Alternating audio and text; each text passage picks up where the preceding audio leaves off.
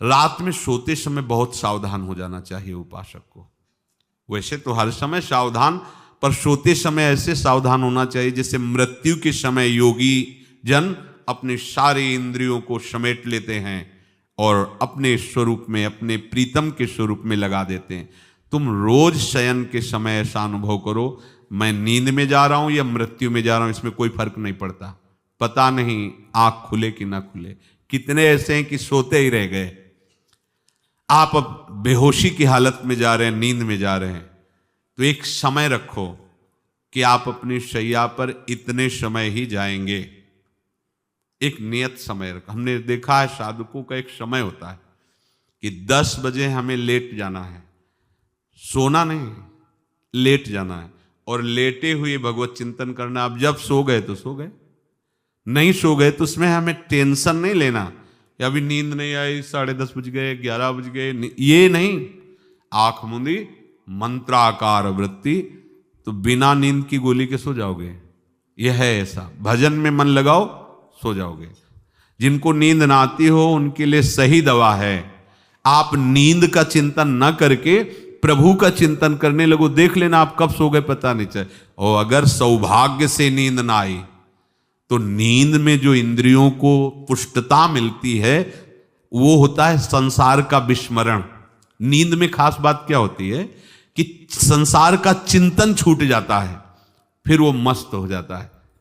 उसमें जो ऊर्जा शक्ति वो जागृत होती। संसार के चिंतन से ऊर्जा शक्ति नष्ट होती, तो 4 घंटे 5 घंटे संसार के चिंतन से रहित पड़ा रहा सुषुप्ति में, तो उसे ऊर्जा शक्ति फिर आ गई।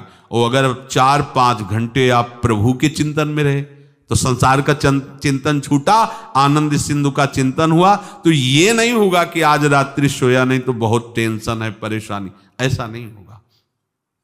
भीष्म जी आज्ञा करते हैं रात्रौ च कृष्णम। ये बहुत सावधानी की बात, प्रायः इस सावधानी में नहीं रहा जाता।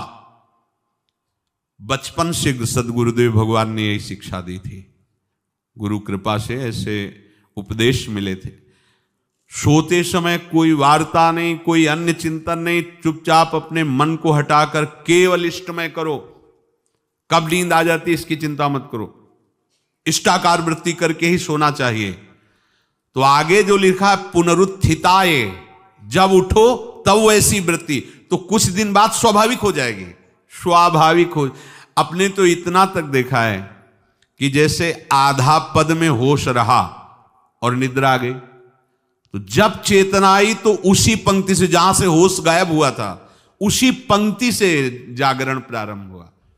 ऐसा ही जब ऑपरेशन के समय बेहोश किया गया था तो उनसे कहा था हमें बता देना कुछ मिनट पे, तो उनका हाँ लगाने वाले इंजेक्शन और कुछ ही सेकंड में इसका असर, बस। तो जो पद चलाया था, जब होश आया था तो वही पद चल रहा था, मतलब बेहोशी में वो पद अपना अधिकार किए हुए था। ऐसे नींद भी तुम्हारी भजन हो जाएगी, समाधि हो जाएगी, यदि आप सोते समय प्रभु का चिंतन करेंगे। बहुत ही सावधानी की बात है। यदि इस जन्म में परम लाभ लेना चाहते हो तो इस श्लोक को अपना जीवन बनाओ। कृष्णव्रताः, हमारा जीवन का एक ही व्रत है कि हम अपने प्रीतम का भजन नहीं छोड़ेंगे, अखंड भजन। हमें ये नहीं देखना कि उपांशु मानसी को इसमें कितने गुना, हमें गुना बना नहीं देखना। हमें अपने प्रभु को बोलना नहीं। भजन में मन नहीं लग रहा, पद गा रहे हैं, जोर जोर से चिल्ला रहे हैं, नाम कीर्तन, हमें अपने प्रभु से जुड़े रहना है। कृष्ण व्रताः कृष्ण मनुस्मरन्तो, हमारा निरंतर स्मरण चले, बस ये प्रयास रखना है। जब निरंतर स्मरण की बात कह दी तो फिर आगे कुछ कहना नहीं चाहिए, पर खास बात इसीलिए कहा जाता है कि आप समझ जाओ। रात्रौ च, जब कोई भी ब्रह्मचारी, कोई भी उपासक, कोई भी बैरागी त्यागी महात्मा सोते समय असावधान हो गया तो उसकी रात्रि बहुत गलत जाएगी। खास जब आप सैया पे शयन करते उस समय असावधानी हुई तो विकार छा जाएगा, ध्यान रखना। आपका चिंतन गलत हो जाएगा, आपकी चेष्टा गलत हो जाएगी, जागृत में ना सही तो स्वप्न में। आप सावधान उस समय जरूर रहिए। और उतना ही विश्राम कीजिए जितना आवश्यक हो। व्यर्थ में करवटें मत बदलिए, ये उपासक का स्वरूप नहीं होता। रोगी है तो बात अलग है, बड़े असाध्य रोगों से, नहीं तो ऐसी दिनचर्या नहीं होनी चाहिए।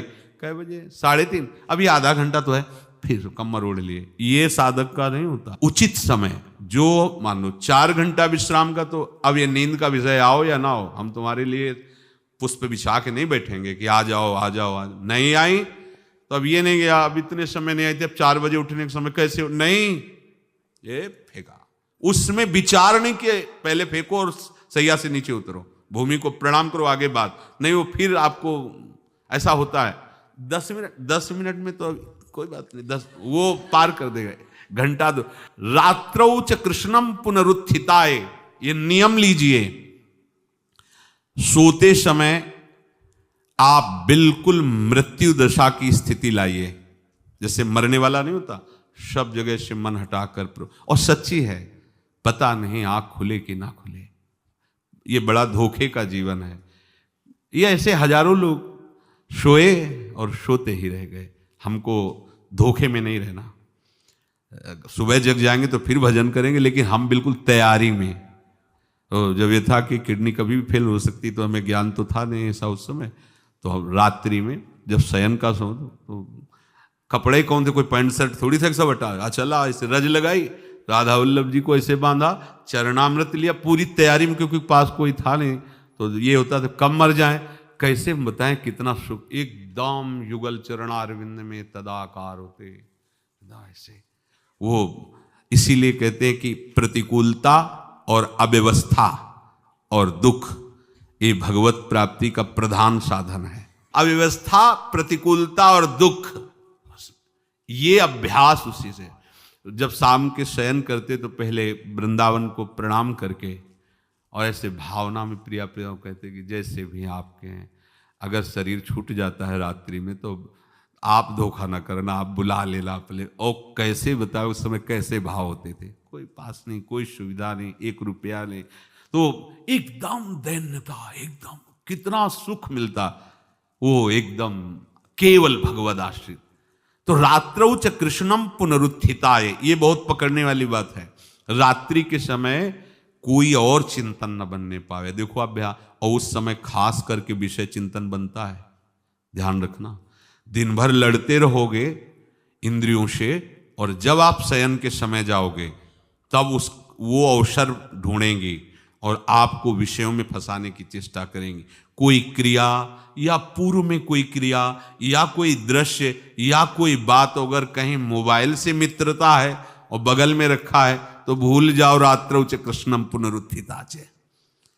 जब तक नींद नहीं आती तब तक फिर वो ऐसी सामग्री डाल देगा कि वो बर्बाद हो जाओगे। साधक मान लो, हमारी प्रार्थना मान लो, हम मानते हैं कि आज के समय में यंत्र का बहुत बड़ा प्रभाव है। अब यंत्र का प्रभाव देख लीजिए, यही छाती पे मोबाइल होगा, यही धड़कन के साथ वो घंटी बजे और कुछ नहीं। ऐसा भगवान का खेल रचा है। और इसमें सबसे खतरनाक बात है कि आप जो चाहो देख सकते हो, जहां चाहो, जैसे विश्व की पूरी बात, पूरा विश्वात्मा है, ये विश्वात्मा स्वरूप है, सर्च करो देख। अब अगर साधक सावधान नहीं है तो समाज में तो ऐसे कट गया। अब एकांत में जब शयन के समय गया, उस समय मन आपको फंसाने की चेष्टा। प्रार्थना है, अगर आपके पास मोबाइल हो तो एक उसका समय रखो। अगर आपको ऐसा लगता है कि कोई परिस्थिति आ जाए, हम स्विच ऑफ किए हैं, तो एक और मोड़ कहते हैं, कोई फ्लाइट मोड दो, क्या मोड़ में लगा दो, सीधे मत रखो, मोड़ में लगा दूर रख दो। आप अपने चित्त को प्रभु में जोड़िए। रात्रि के समय मोबाइल का प्रयोग मत कीजिए। मान लीजिए रात्रौ च कृष्णम पुनरुत्थिताय, सुबह उठते ही आपको कुछ चिंतन नहीं करना। सबसे पहले उठते ही, यदि आपके अभ्यास में आ गया तो ऐसा ही होगा, नहीं तो आपको पहले सदगुरुदेव भगवान का प्रणाम नमस्कार और कुछ भक्तों का, और फिर नाम जप, भले 5 मिनट ही करो, अपने आराध्य